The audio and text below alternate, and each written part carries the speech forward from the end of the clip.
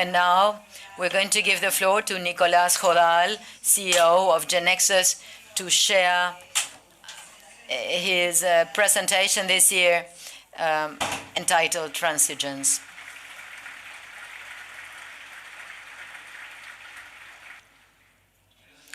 Thank you, my friends. This is the last talk of the event, and I'm very moved because I'm giving it.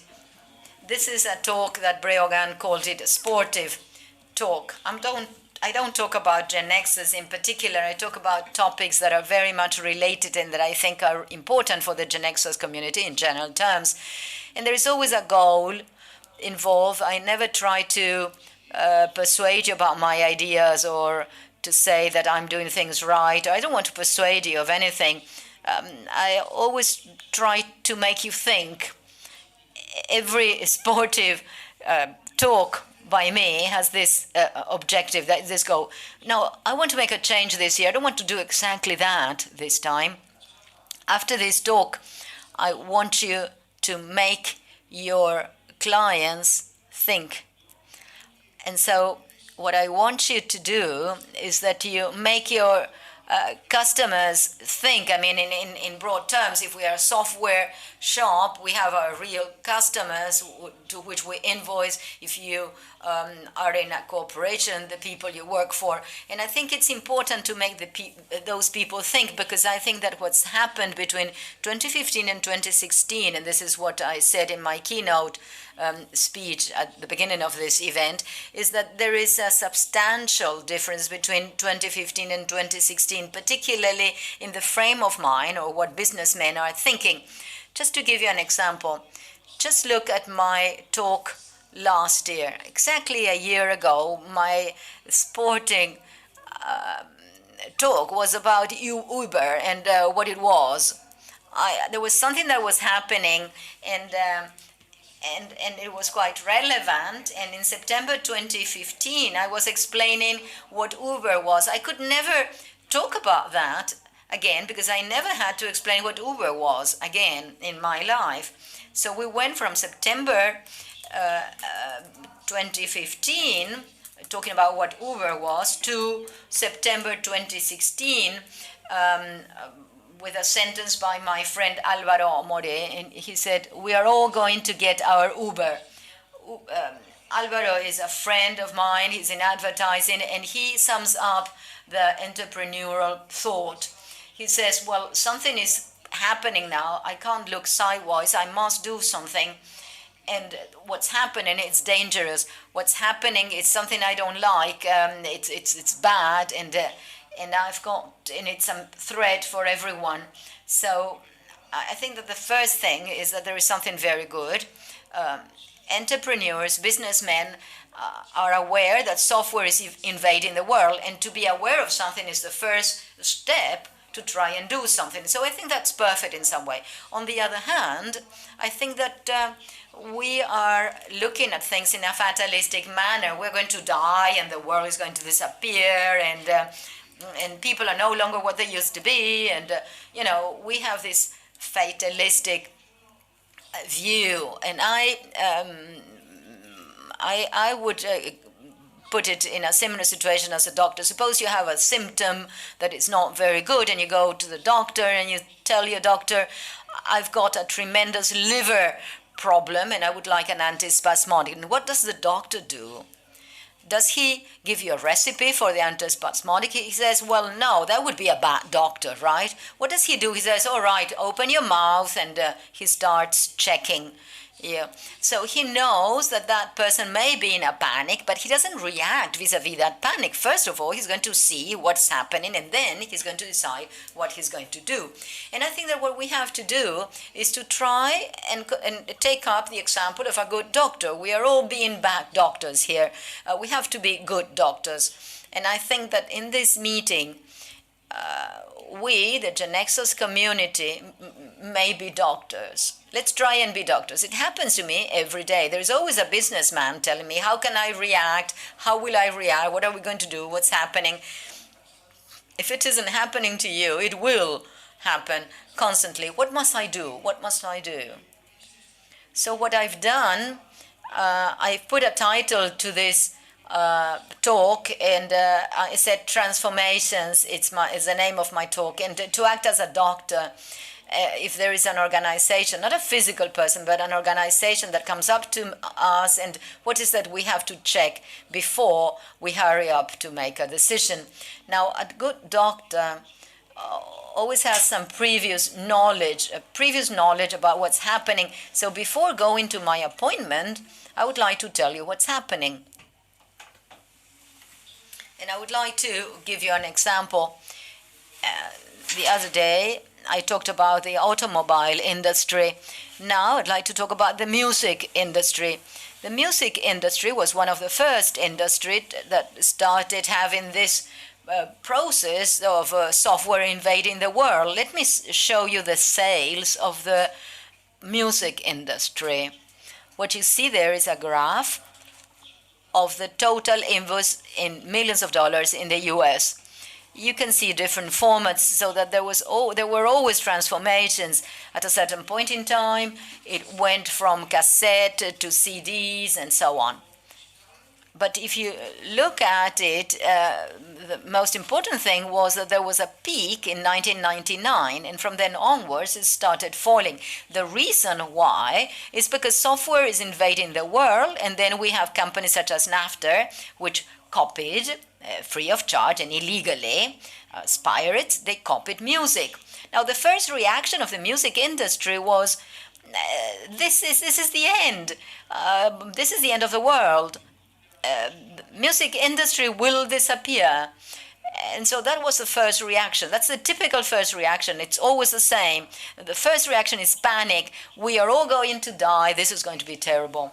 And in fact, data seem to agree with that panic situation. If you look at sales, they went on falling and falling until people started experimenting. What can we do in this new world? And so the first one who had a wonderful idea was Steve Jobs. And he said, all right, okay, people are pirates, but if instead of giving a CD with everything together, I give them only one song at $1, and it's going to be very practical to buy, perhaps it's not going to pirate it. And that was a tremendous success. It was a tremendous success for Apple, and Apple was very happy just by selling one song at a time.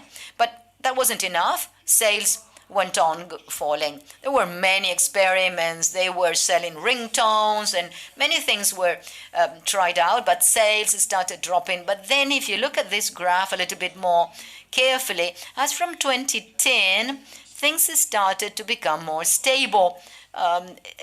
What people thought was going to happen didn't. This apocalypse didn't occur. The music industry didn't die. It is in a lower threshold, that's right. But let me tell you what's happening in the music industry in the first Q of 2016. In the first Q of 2016, since 1999, industry grew at 8%. And that was a wonderful piece of news for music organization. It is told in a very formal manner. The press explained this better. What's happening? Why is it that the music industry is growing? And then the press, who knows how to make good headlines, he said, the music industry is finally making money on streaming. So what's happened since 1999 until now? Well, something new. We didn't know what it was. We had to make experiments to find out how we worked in that new world. But once we found it, and in this case it's music as a service, then we'll have growth.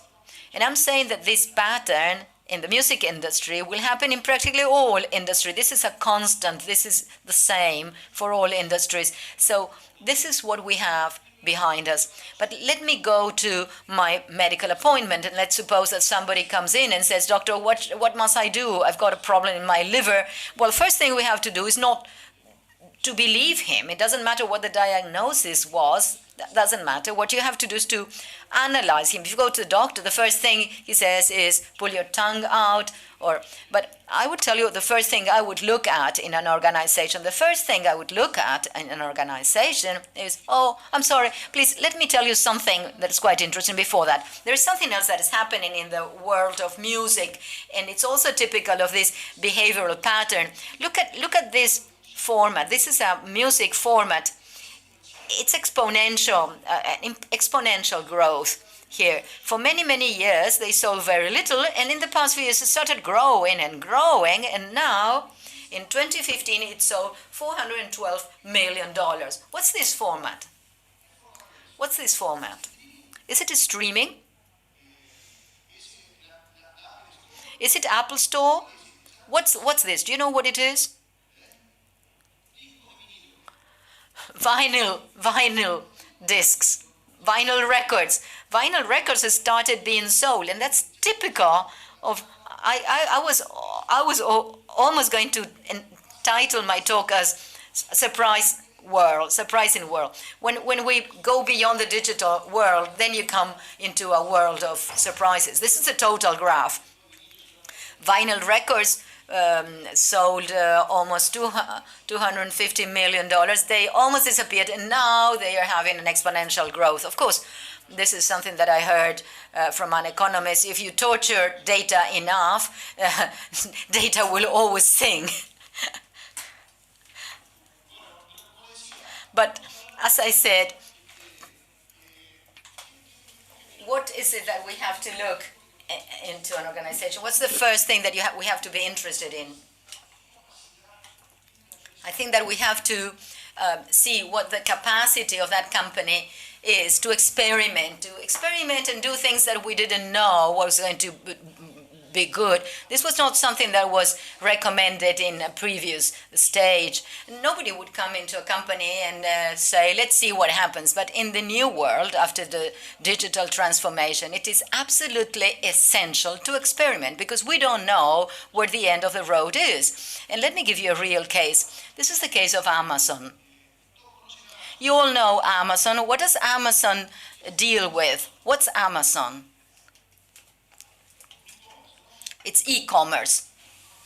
It's the most important e-commerce in the world. Is it doing well in terms of revenues? It's about to celebrate its 20th anniversary. Is it doing well? Well, to many of us surprise, it lost money for a long time. It's not a company that is recognized because it makes money. Sometimes it does. Now, how can it be such an important and recognized and successful company? It's always losing money. How could that be? Well, the description behind it is that investors think it doesn't make money because it's invading trade. Now, the time it can, when it can dominate that market, its monopoly is going to be wonderful and earnings are going to be incredible. That's the narrative behind it. When investors stop believing and stop putting in money, what Jeff Bezos does in some quarters is he doesn't invest a little bit and then he gets some earnings, small earnings by Amazon. People go on believing in it, and that's how it works. So far, so good. Now, while it was working in that way, look, the reason why it has losses, it's because it is highly customer-minded. They'd rather get a package to a customer than make money. And that's why they have enormous data centers in order to cover supply and demand. You know that if you want to cater for your demand, you have to have a monstrous overcapacity. And that's what Amazon has, a monstrous overcapacity, so that at the time of high sales, it can deliver. But it has such a big capacity that at a certain point in time, someone from inside the company came in and said, I don't know who to, he said, why those computers that we've got there, why don't we rent them? Why don't we use them to do something else? That's not in the business model of Amazon. It's never been there. They never told the investors that they were going to do that. There was never a 5-year plan that they were going to do that. But the CEO, Jeff Bezos, says, all right, let's try it. And what they did is Amazon Web Services. And they said, well, how can we call this? Well, say they are in the cloud. What do we call this service? Well, say they are in the cloud. And now we are all calling it the cloud because somebody in Amazon thought that their servers were going to be in the cloud. And of course they don't. Sometimes people say that the definition of the cloud is that you're working with someone else's computer. All right. And they did that. And how did it fare? How did they fare? Let me show you the earnings for the last, the second quarter of 2016. Incredibly enough, Amazon started making earnings, enormous earnings, $1.2 billion just in this quarter. Unusual for Amazon. If you look at the breakdown of the pie, Amazon Web Services is 60% and Amazon.com is 40%. So now we can say that Amazon is a company of cloud services, and to the side it has a little business of e-commerce. And because somebody inside the company had this idea of doing that. Now, indirectly, it seems that the narrative that investors had that now it's making earnings, it's true, and now Amazon.com is giving genuine earnings. Of course, you can't compare them with the other ones. You know, Amazon Web Service really went over it. So the capacity of experimenting is much bigger than the capacity we have to planify. And that's a key issue in our modern world. Now the question is, how can we do this? How can we experiment? What does experimenting mean? And I think that if we look at the world of startups, there is a name that I love. It's minimum viable product. We don't have to make a big plan, a big idea. We have to do something small that works. And that very small that works, we have to make it grow little by little. And in some way, what they are saying is that to build a car, you needn't build the wheel and the chassis and then the driving wheel and then you have the car. Well, you know, first of all, you start with this skate and then the monobike and then the bike and so on. This is the minimum viable product, and that's what we've been doing since the beginning of all times. We call it prototyping and incremental development. That's in our DNA. That's a fundamental component, but the thing is that right now it's become very important. Just now it's become really important. So many times when somebody asks me about these things, I say, well, the truth is that I have the feeling that I've done nothing. It's that the world came to me. I mean, we haven't changed. We are talking about prototyping and incremental development, but now it's essential to use it. It wasn't the case some time ago. Now it's an essential component. So what I'm saying is the first important component that we must have to assess whether we are doing our digital transformation correctly is the capacity to experiment that companies have. And the big question we should all ask ourselves when we experiment is, what can we do now that was impossible before? Just tell me what we can do now that was impossible before. And my last thought about this is the following. I don't want to change this question of experimenting. Of course, if you experiment, you may fail, and it's all right if you fail. But I think that there's enormous difference between a failed experiment and a failed company. I think that in the entrepreneurship world, this question of failing and experimenting, you may call me old-fashioned, but when an serial entrepreneur comes up to me and says, I've already failed 5 companies, I still don't like him. You know, we have to experiment, but we don't have to put our company at stake. I mean, well, but let's go back to my doctor's analogy. After your doctor looks at your mouth and he says, please cough, and he hears your lungs. And what is that we have to see in this case as well? Well, customers, what's the focus of that company vis-a-vis its customers. And we may say that we are covered by professional secrecy, but in my appointment, I would go directly to the point. I wouldn't beat around the bush. We're not going to publish it in the internet, but the first thing you have to ask is, do you have any digital relationship with your customers? And that's the first question. I wrote about a flow chart. Suppose the answer is no. What should we say? Well, do. And if he says yes, what would you say? Have more. Now, doctors know this very well. Never tell your patient that he's fine, because he'll never get back to you.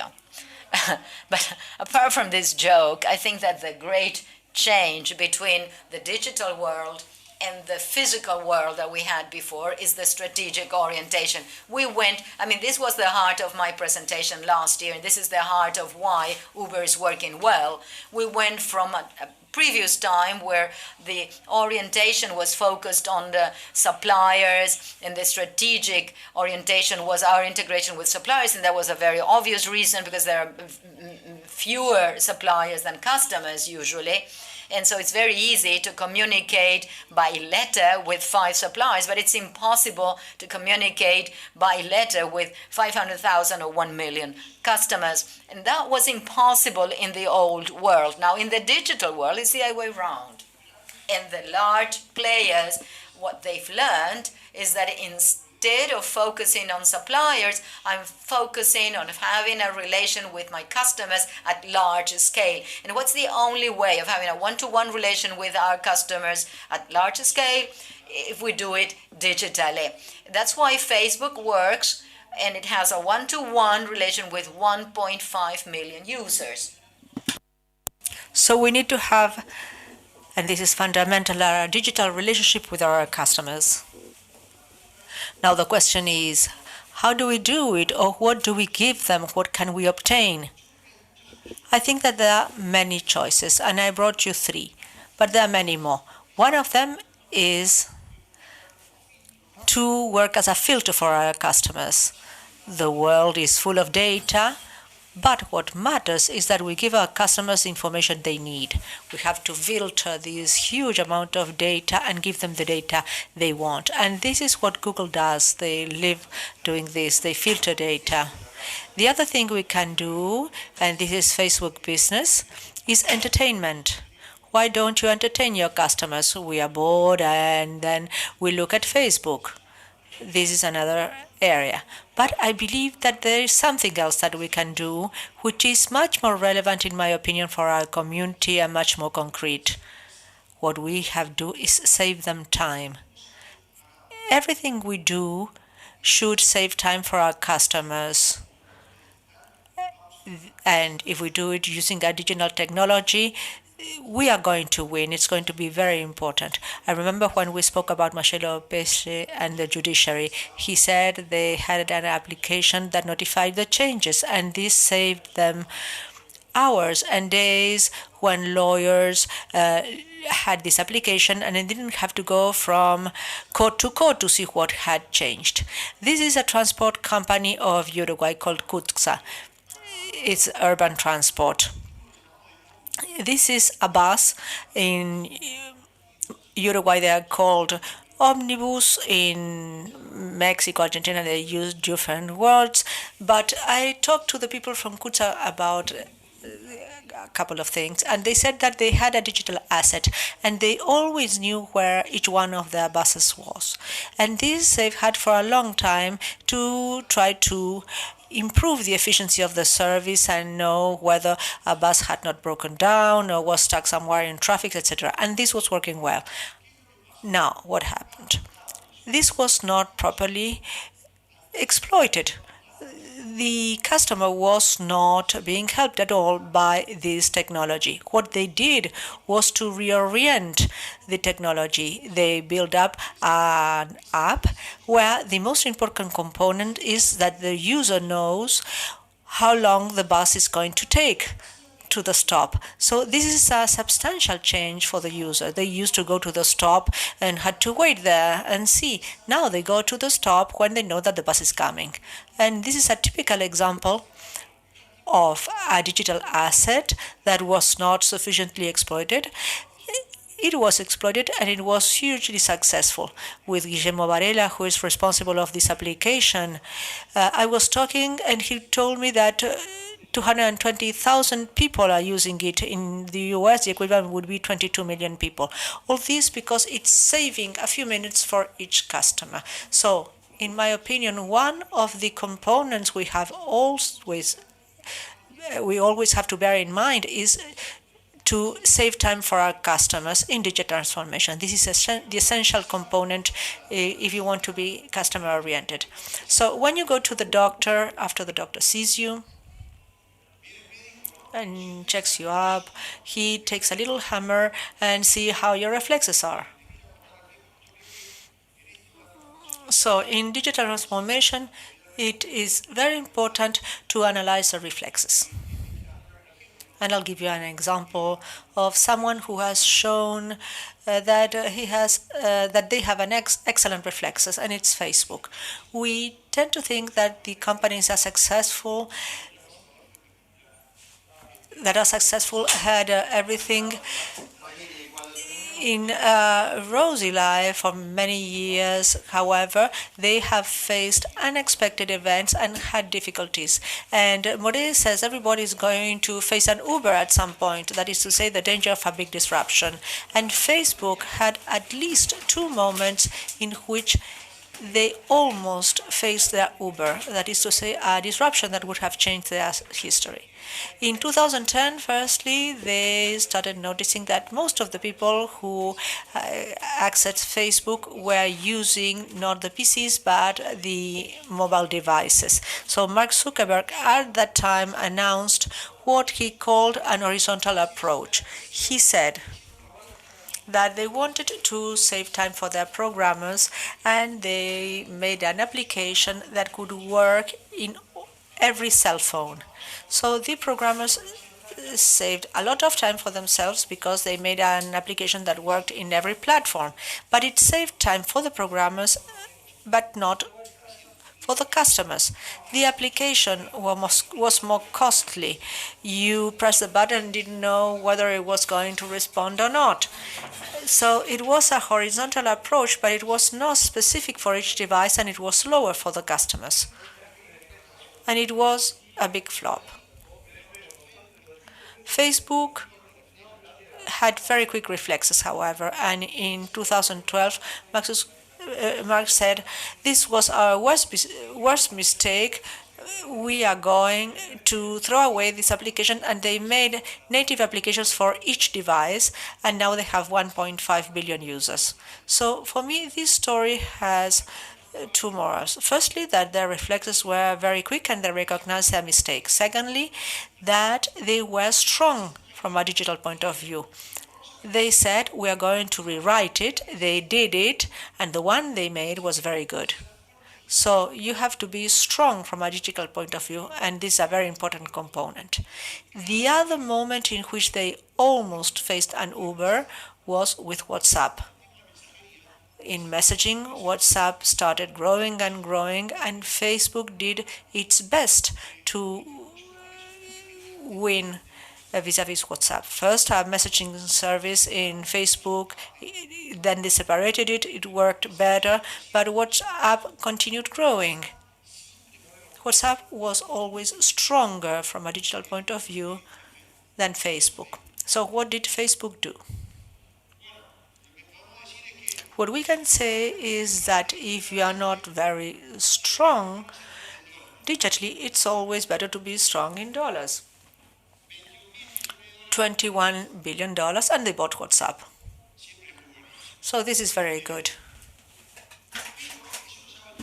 This is something everybody knows. But they did something very subtle and interesting. They left WhatsApp as an independent company. The big temptation when you buy an enemy is what? To include it in your company and just tear it to pieces. He made us suffer so much that we'll kill it. If they had done this, what would have happened? Another one would have come up. So that's the moral of the story.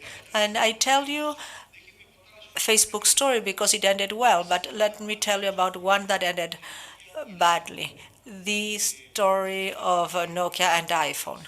Many papers have been published about Nokia and why they didn't want a telephone reasonably similar to iPhone when Apple was still weak. In 2007, Apple had never manufactured a telephone. They didn't know operators, they didn't know the market. How could Nokia not react to this situation and manufacture something similar to iPhone? So what happened? There are many theories, but my explanation is very simple. Nokia didn't build this telephone because they couldn't. Nokia couldn't make this telephone. Why? Because several years earlier, the board of directors took a fatal decision. A very prestigious consultancy firm convinced Nokia that if they subcontracted the development of their operation system and took it to India, they would save $500 million every year if the development was sent to a factory in India. The consulting firm did a lot of money. The board of directors accepted the idea, but the final result was that when the iPhone came up, Nokia had no possibility of making one that was similar to iPhone. And the only thing they would have needed was a telephone that was sufficiently similar. And Google was strong from a digital point of view, and they bought Android and launched the Android phone, and you see today how successful it is. So for me, the big difference between Facebook, the way they solved their problem, and Nokia that could not solve it, was that they were digitally strong in the case of Facebook, and this is one of the most important components you may need. Going back to the doctor, you want to ask something when you go to see the doctor, especially if you have very serious symptoms. So at some point you want to make a question, and finally you ask, "Doctor, am I going to die?" And I'll tell you a story about Umberto Eco. My provider of accounts is Vijordi, but let me describe a little better what I mean. Umberto Eco said that in a town in Italy there was a big flood. One of the inhabitants was very scared and desperate and looked up, saw a huge storm and said, "Saint Peter, save me from this one." And he was very surprised when St. Peter said, "My friend, relax, I'm going to save you." And so he was there calmly. 5 minutes later, he couldn't walk, and then a neighbor comes with a tractor and he says, "Do you want me to take you?" "No, no, don't worry, save someone else." So the tractor leaves. The waters continue growing, and he has to get on the roof of his house. And then the fireman come in a boat. "Come, my friend, this is the only opportunity, the last opportunity." "No, no, don't worry, save someone else, don't worry." And so the firemen leave, and the waters continue coming up, and finally he is climbing on the chimney, and a helicopter of the National Guard comes flying past and throws a rope and say, "Neighbor, this is the last opportunity." "No, no, don't worry, don't worry." And so the helicopter leaves. Well, the waters continue coming, and he drowns. So desperate, he goes to talk to St. Peter. "St. Peter, you said you were going to help me. Look what happened." And St. Peter said, "I sent you a tractor, the fireman, and a helicopter." So this is the same thing. With digital transformation, if we follow the treatment, nothing's going to happen, but otherwise we're going to die. And I'll tell you about someone who followed the treatment. What do you think about the Encyclopedia Britannica? Where is it now? I bet everybody thinks dead and buried, poor Encyclopedia Britannica. The Wikipedia came and ran it over.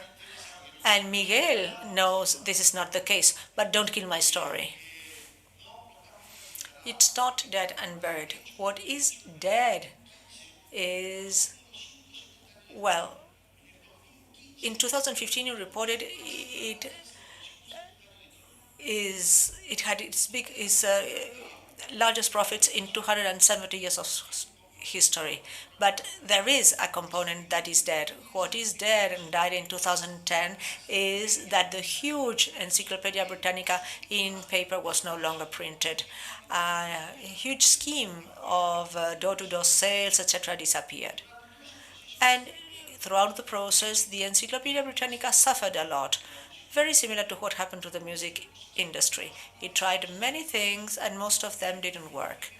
First, they worked a CD when the Land Carta came out.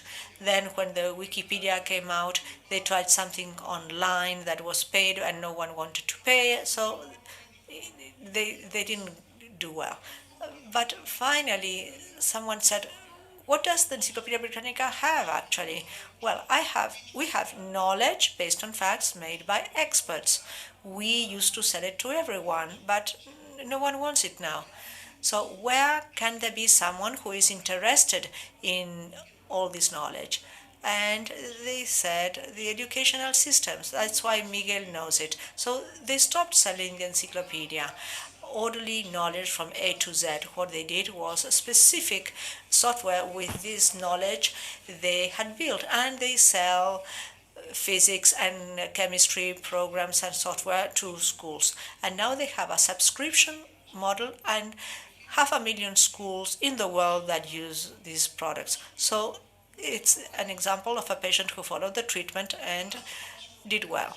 This is called Britannica School, this new model. Another moral of the story. You hear the patient when he has a problem, but what happens when the patient gets cured? The Britannica got cured, but you hear about the solutions and not, you hear about the problems and not the solutions. So what do I mean by all this? What idea do I want to leave with you? Something that changed a lot before and after the digital transformation is that now business models are not as stable as they used to be. When in the past you created a company and the business model would not change, the customers, the invoicing, the profits, the relationship with the suppliers, all this was stable. But that's no longer the case. Now, all the time, what you have to do is to change your business model. If someone asks me, in my opinion, what is the fundamental thing that the CEO of a company has to do nowadays is to look at the business model and retouch it all the time. That's what good CEOs do. The very good ones do something else. They create an atmosphere of respect and trust so that anyone can think of a new business model in the company. And that is how Amazon Web Services came to life, as well as the Britannica School. I think that a modern change is that we've done away with a stable business model. Now, all the time, we have to change the business model. But you could say, well, I'm with the doctor, the consultation, I know I'm not going to die if I follow the treatment. But then the doctor starts making recommendations. He says, my friend, I see you're a bit overweight and sedentary, you're not checking your blood pressure. Doctors like to make recommendations, and so do I. The first recommendation. These are recommendations from Kevin Kelly, an author I like. One of them is that immediacy trumps quality. It's not that I'm quoting Trump, please. What does this mean? Immediacy. Immediacy that trumps quality. Netflix started renting DVDs. They still do. And in fact, the catalog of DVDs that Netflix has is 10 times larger than the streaming catalog, but they don't rent a single DVD. People prefer the immediacy of seeing things now than seeing things that have more quality and quantity. So immediacy trumps quality. Everything we do to move our systems into real time takes us along the right path. That is why I gave you the example of the bus company Kutsa. Secondly, Internet is the largest copying machine built by mankind. Anything that can be copied is going to be copied immediately through Internet. And I'm not going to give you an example. But everything is going to be copied immediately. The music industry suffered because of this. They said this is very bad. They copied the music. So what do we need to do? What we need to do is to move towards things that cannot be copied. What is impossible to be copied then? For example, there are many things that cannot be copied, and Kelly calls them generatives. The future of the pharmaceutical industry, for example, is not to manufacture aspirins at a lower price. It's to manufacture an aspirin that works perfectly for my body. That is to say, a personalization in mass production, an aspirin that is good for me but not for another person, and that cannot be copied. So if we personalize, we are again on the right track. And secondly, why not use the copying machine in our favor? Why not build things that are better if they're copied? And for me, this is one of the most wonderful components of Sakamoto, the inventor of blockchain. For example, the blockchain is indestructible because it's nowhere, it's copied everywhere. So he took advantage of the copying machine in his favor, something that improves as it is copied. The other component is very important. Access is superior to ownership. You say, why do I own something? There are many reasons why you may own something, but usually it's because you want to have access to something. I get on my car whenever I want. But what happens if, thanks to the digital world, there is a significant divide between owning something and having access to something? What if I have increased capacity of something without being the owner? What happens if I move towards a world of services? And this is exactly what's happening. So we have music as a service, knowledge as a service, software as a service, transport as a service. What is the model for the future? X as a service.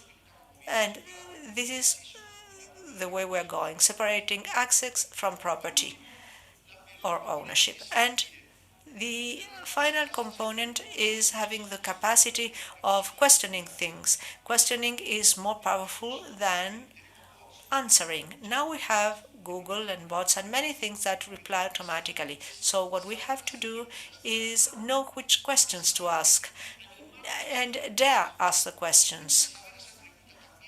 Of course, it's also important to know which questions to ask. And this I see with my children. They are adolescents and we are having dinner, for example, and we start asking questions of all kind. How many goals scored Obdulio Varela in 1950? And we go to Google to find it out. But my children find it first. Why? Because they have adapted to the algorithm and they know how to ask the question so that the relevant results come first. So that's one component, know how to ask the question. And then dare ask the question. What can we do now that was impossible in the past? So my friends, this is what I wanted to tell you today.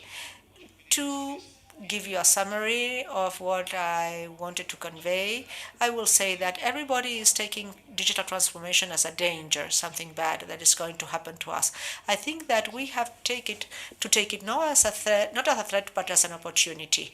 Those who explained this difference better to me was my teacher, Professor Adises, that I recommend for everything related to management. Adises says something amazing. If there is an exterior change, you can react by taking it as a threat or an opportunity. Any outside change for me will be either one or the other thing. What is the difference between a threat and an opportunity? Why do I react differently? Well, it depends on how strong I am inside. If I am strong, then the outside change will become an opportunity. If I am weak, then the change will become a weakness. So, what do we have to do so that digital transformation is an opportunity? We have to be digitally strong. This is the number one thing on which we have to work. And what does this mean? Be able to do things quickly. For example, with regard to the chatbots that I showed on Monday, today we have them in the application. Many people are talking about the chatbots, but we have them integrated in the events application, and there we can chat with the robots. This capacity of experiment, of changing things, allow us to experiment, and this is a big opportunity for the GeneXus community. So with this, I finish the consultation. But what does the doctor do at the end of the consultation? He takes a notepad and writes a prescription. He says, my friend, take this because this will cure you. So I cannot avoid the temptation of give you a prescription. Finally, then, I will give you the prescription. This pill is GeneXus 15. Thank you very much.